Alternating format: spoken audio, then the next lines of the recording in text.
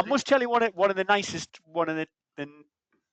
something that I wrote that upset somebody, but this shows you again what one of the nicest things about football and getting to know people. In my very early days at the Journal, you could just rock up to the training grounds and talk to anybody, and I used to go to Benwell every day for the Journal, Newcastle's old training ground, and these were in the days of Gaza as well. I mean, what a guy! And Joe Allen. Joe was one of my good contacts back in the day.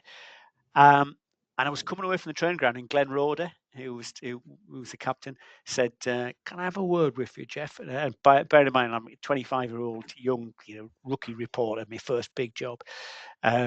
He said, "Just come into my car." So I sat in the front seat of his car. He's in the driving seat, I'm the passenger seat. He said, and it was something that I'd written about him on the Saturday, and he had an injury, and I'd written, Glenn Roder was forced to cry off at the weekend.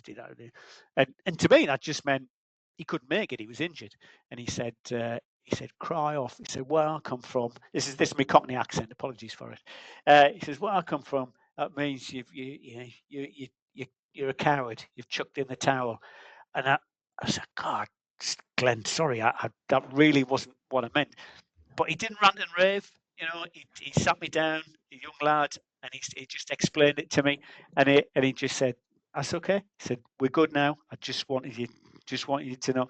And that sort of contact that you used to be able to have with players, when you actually got to know them, before the days of Premier League really came in, and then they've all got press officers, and then you get 2 minutes with someone in a room with 30 other journalists. I loved that those early days, the 80s and the 90s, where I had